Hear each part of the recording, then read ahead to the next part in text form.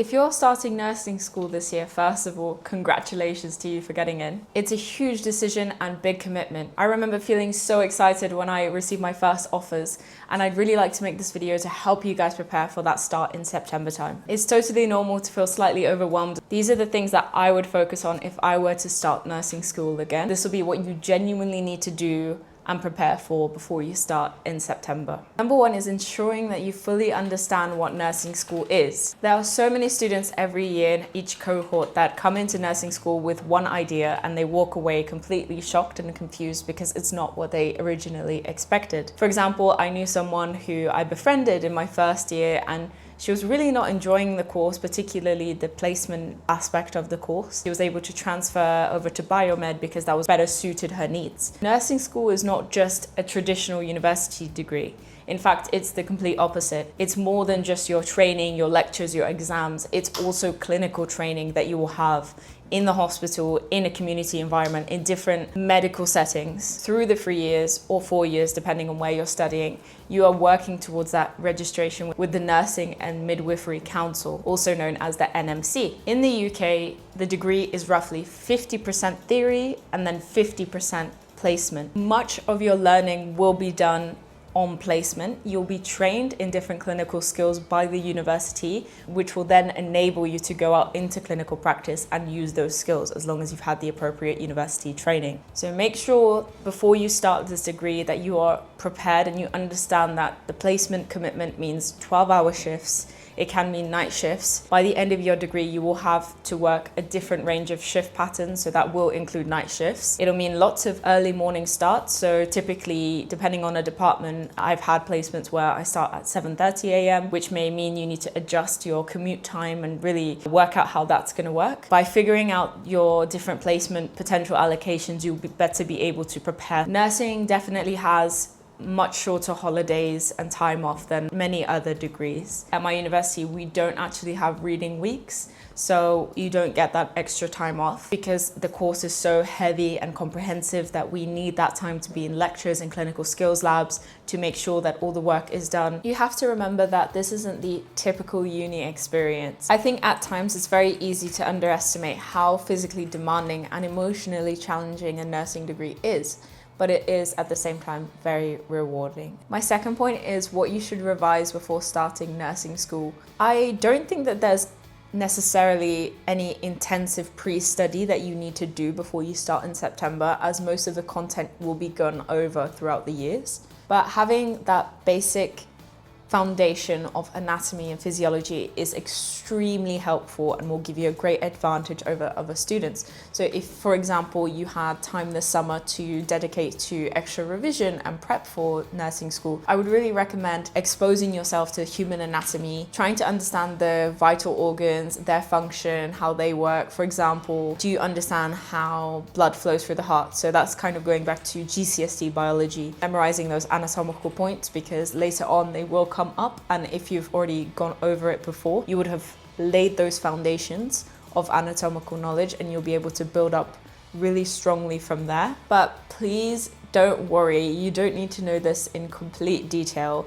I'm just suggesting that you familiarize yourself, and if you want to have that advantage, then just dedicating some time throughout the summer to look at the course structure. What will you be learning in first year, second year, third year? A lot of the time, first year will be focused on that anatomy, that physiology that's so important, that will underpin all of your disease processes that you'll go on to learn about. I'll leave links in the description for the resources that I find helpful. This is not compulsory at all. This is just if you yourself are the type of person that's like, I want to get ahead, I want to, crack down, learn something this summer that will help me in the long run, then this is what I would really recommend. Number 3 is, let's discuss the role of drug calculations. Now, drug calculations are applicable to a lot of healthcare professionals. Please don't forget that basic sort of GCSE maths. Don't just throw it away, because you will be using it. Every year, nursing students have maths tests to ensure that their numeracy is up to scratch. So this would include stuff like percentages, ratios, calculations and conversion, how to convert from milligrams to grams, and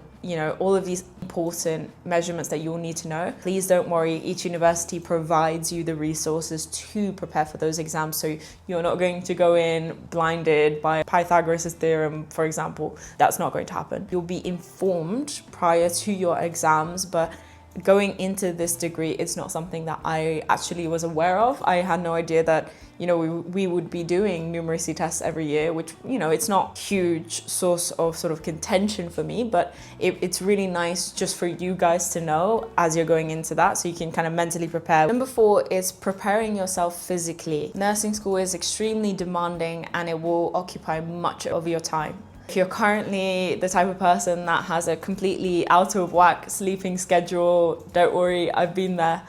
It's really important that you spend your time off at least, a week, 2 weeks before you start it in September to regulate that sort of sleep rhythm, get everything back into a healthy sort of routine. You don't want to be doom scrolling at 1 a.m., for example, because sleep is so important.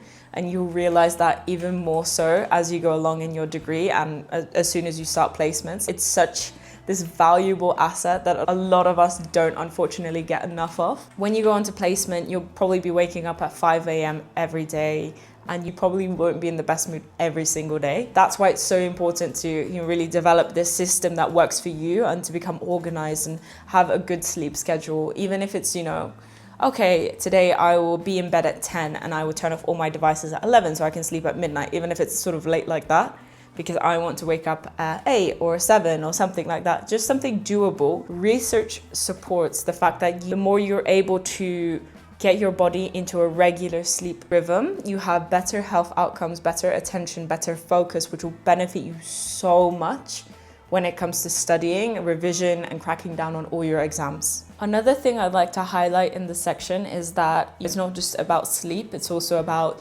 looking after yourself, making sure you have that time to relax this summer, go on holiday, spend time with friends, with family, watch your favorite TV shows, go to that music gig, do anything that makes you happy because you've deserved this time off. You've done the hard work, you've done your applications, your interview, and now you're at the stage where you're about to enter this new chapter of your life, and you should be extremely proud of yourself. And well done to you for making it this. Please don't stress yourself out too much and make sure you're looking after yourself. Even if that's just getting some movement in your daily life, like going for a nice walk, or going to the gym. It's really good for your mental health. And studies can show that outdoor time can actually benefit you in the long run in terms of your focus and your ability to be mindful and present. Number 5 is finances. So it's really important that we speak about finances, and it's often a topic that gets pushed under the rug for a lot of students as it's a point of sort of stress and worry. University life is super expensive, especially in a mega city like London. You're going to be working 12-hour shifts, doing a lot of work, a lot of hard work, and you won't be paid for this. And that's something that you need to remember. Getting into good spending habits and budgeting early before planning your spending as you start university will be really beneficial to you. There is some support available for nursing students and certain other healthcare degrees. It's called the NHS Learning Support Fund. You can apply for this when you start your first year, and your university will usually send through an email with more information. And it is a bursary that you're eligible to get, which will help with your transport costs to university, your study costs, all of that sort of thing. So that is quite helpful. However, that money only stretches so far, of course, with expenses like rent, daily bills, groceries, all of that. You need to also consider your travel costs to placement and to university. Now, you are able to claim back the expenses to your placement area.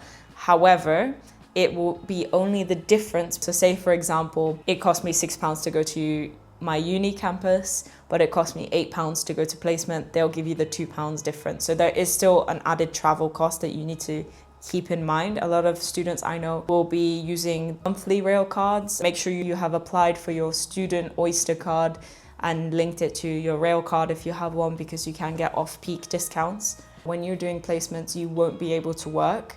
It's very important that you are aware of this before you start, because it can cause some financial strain. Because placement hours, you are technically working, you're on shifts. You can't work more than the EU working limit, which I believe is 48 hours. So of course, if you compound this with your part-time job You cannot do that, and you will get in trouble with your university for doing that. It's to sort of safeguard you, but also your patients, because if you're burnt out and you're on placement, you are at higher risk of making mistakes and potentially harming patients. These rules are in place for very important reasons. If you can start saving throughout the summer or even when you're not on placement, that's really helpful. My next point is what actually makes a good first year nursing student. This is a very interesting point to discuss because what makes the perfect student is down to you and the way you present yourself and how you engage with the course and the program. Remember to be on time, and I can't stress this enough, you need to attend your lectures. As time goes on, you'll see that less people are attending and they're skipping lectures, seminars, but it's really important that you attend as much as possible because this will give you an advantage. You'll be able to ask direct questions to the academic staff. You'll be able to hear key insights regarding assignments, potentially in exams. And please don't be shy to ask questions. When you're confused, please seek clarification. Don't just sit there and expect the answers to come to you because that's not how it's going to work. You need to take the initiative and seek out that support, whether that's from your personal tutor, whether that's contacting a module lead if you need help. And always reflect on any feedback that you're given. So that could be in a clinical skills lab where you're doing peer feedback. It could be feedback from a tutor, a teacher, anyone. But it's really important in nursing and healthcare, you will receive feedback and you need to learn how to take that constructively. How can you better your practice, better your knowledge from that feedback? We often use what's called the Gibbs reflective cycle throughout your nursing degree, so that's also a good one to look at before you start. By the end of your nursing degree, you will be a reflective practitioner. And my last point is what not to do before you start in September. First of all, you don't need to buy all the textbooks that are in your reading list. You don't need to go carrying them around in your backpack and breaking your back. Nowadays, most reading list books are available through your university online or at the library if you prefer a physical copy. There's no need to be spending upwards of £100 on some textbooks because it's not really going to benefit you. I'm in my final year now and I've never purchased a textbook before, and if I have needed to use it, I would just pop into the uni library and use it there. You can also take out books to loan if you prefer to in the comfort of your home, but there's no need to waste extra money on these books that you're probably not going to look at in a few years because there's always new evidence coming out and things are changing. Don't buy an expensive stethoscope before checking your university's policy. Now, some universities do provide their students with free stethoscopes. However, many of them do not. And to be honest with you, you probably don't need to purchase a stethoscope yourself because every time in a clinical skills environment, like simulation labs or at university, you will be provided with that equipment unless otherwise stated so. So it's good to check in with your university policy, but my experience was that I bought one for my, because I always wanted one. And I like to practice at home using it. I have used it on placement and it's been a great purchase that I overall have enjoyed. But if you're just starting out, there's no need because you need to wait until you learn to use it, of course, and then you can decide from there. There's no need to spend like £80, £90 on a stethoscope just yet. And please don't compare yourself to the other people in your cohort. Comparison is the thief of joy. As cringe as that may sound, it is the truth. You will be in a completely mixed cohort with lots of individuals from different backgrounds. Now, nursing is notoriously very diverse in terms of the individuals that are in the cohort. You'll be with people who just came from sixth form and they're 18 years old and they're very young and this is their first degree. Whereas you can also be with people who, this is my second degree, I'm changing careers, people who have, previously been paramedics, for example, or they're transitioning from another healthcare degree. So everybody has their own individual starting point, is what I'm trying to say. In many ways, that's really lovely because you can learn from each other, learn from your experiences and take different perspectives into mind, especially when you're doing group projects or case-based scenarios. If there's someone that has like 2 or 3 years experience working as a healthcare assistant, of course they're going to know much more than you if you're coming straight from sixth form. That's just how it is. They've had that clinical exposure. So instead of that putting you down, try to learn from them, try to learn from their expertise, because in most cases, people just want to help each other. You're there to help people at the end of the day and learn together. So why not create this supportive educational environment where everybody's expertise can just come into play? If you're starting nursing school this year, you are stepping into a career that is so meaningful. It's demanding, of course, but it's also incredibly inspiring that you've chosen to take this path. You will grow so much in these upcoming 3 years. You'll develop more than just your knowledge and your skills. You'll develop as a person. You'll meet so many new people. You'll have so many new unique experiences, and I'm so excited for the journey that you guys have ahead. Please let me know if you have any questions, comments, or any content that you'd find helpful by leaving it down below in the comment section. Thank you so much for watching. I truly hope that this video was helpful for you guys. See you later. High five.